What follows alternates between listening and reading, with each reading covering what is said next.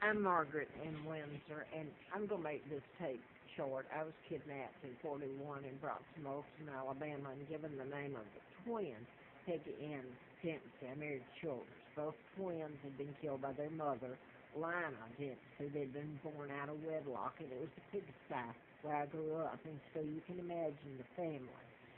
It was near Cortland Air Base that had been built during the war, and I assumed that's where they flew me in across the pond, and thus this great relationship that's held, so they say. It's not the British people that paid the price. It's between my Uncle George VI and Elizabeth. They're part of the Illuminati, some of the Windsors, and not my German family, and not some of the Windsors, and I hope not the rest of my family.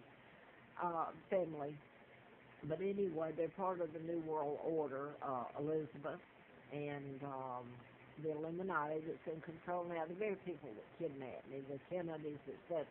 What I want to say on here is that I've never had any civil rights. I can't even call up a policeman and get him to protect me. I would be locked up. It's been done simply because my rent was paid for. I'm just giving an example before I finish here.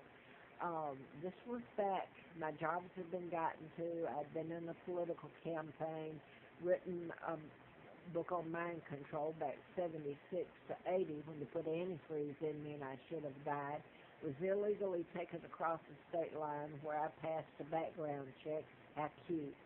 I mean, all of it's been like right in my face. I worked for the district attorney, Fred Simpson, and lived at Warren House, which involves cryptic for the Warren Commission that covered up the JFK killing. Nobody cared what was going on with me at the time, and JFK was a part of it, what they were doing to me in Huntsville, Alabama. And it's continued through my life, so I'm just going to make it short here. Because it'd have to be seen. I've had no civil rights. Kennedy's dad, Joe, was part of the Illuminati, the New World Order. They had kidnapped me. My mother's Claudia Ruth O'Keefe. She's Irish-American Catholic, married to King Edward VIII, who was forced out illegally. None of that was true. He didn't marry Wallace Simpson. The double did. My Uncle George was part of it. So I'm going to fast forward now to, you would have to see the hideous things that were done to me in plain sight. No one held accountable. Nowhere did it ever go before a grand jury or anyone. It's just, they're stacking them. That's what the FBI told me. And that's the laws that have been committed against me, and no one's done anything but live good off of it. So I want to go to Victor Gonzalez, who's a doctor. He's still in practice. I did Google it, and as far as I know, he's still in practice and lives good. He was at Parkland in Dallas when John Kennedy was shot. Let me remind you that John Kennedy and his dad were responsible for my kidnapping. And what happened there was that the next step was Victor Gonzalez was at Redstone Army, that command center and all that, and then NASA was built there after my kidnapping and being brought to Moulton. And NASA started really strong in the early 50s. And so I'm going to fast forward again. Victor Gonzalez was then, I didn't know that, put in Atlanta.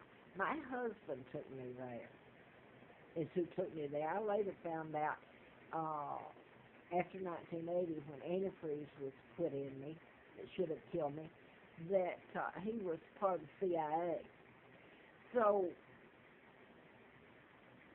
I want to get back to the Gonzalez. This is back when the early 70s, maybe a bit before. But I was drugged.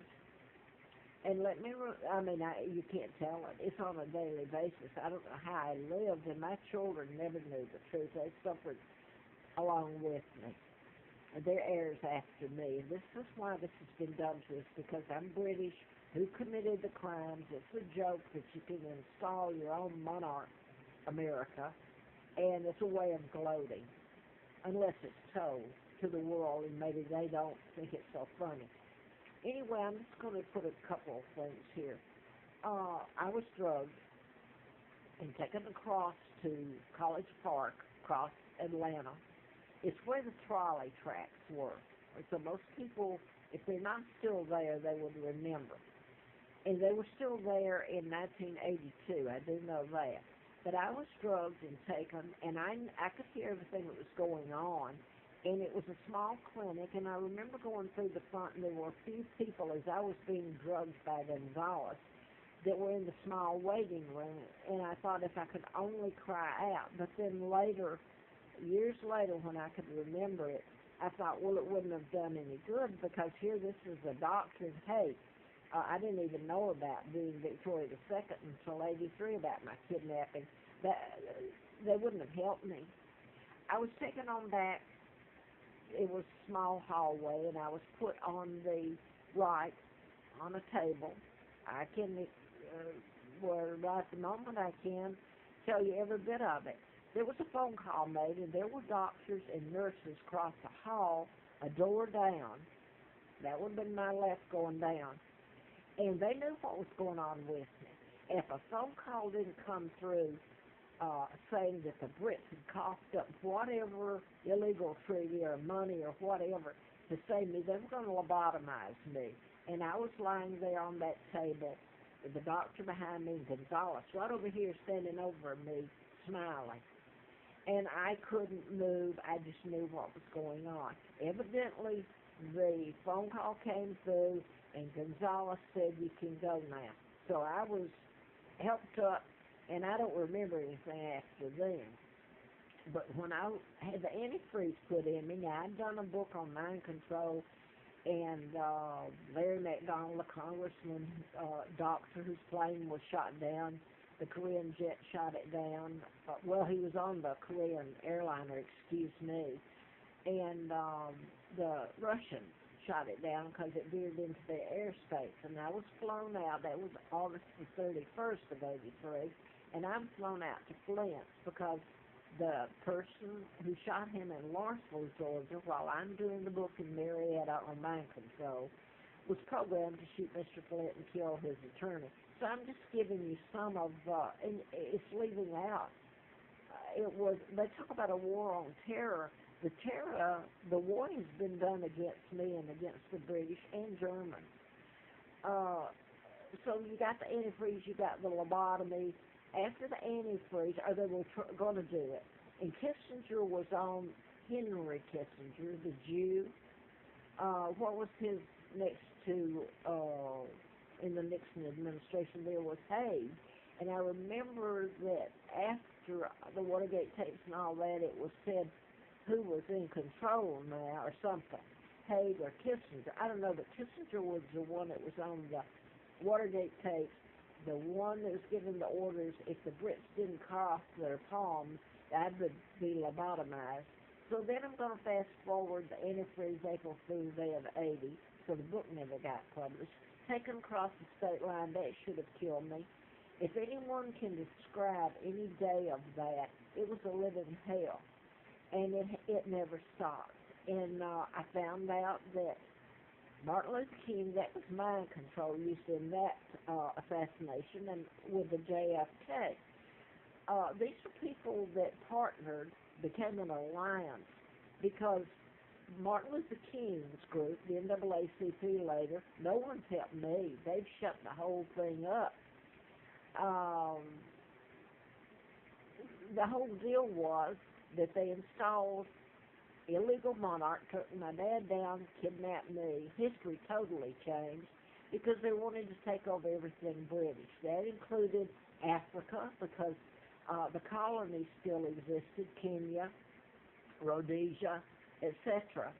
And look at what's been done to Africa as a whole.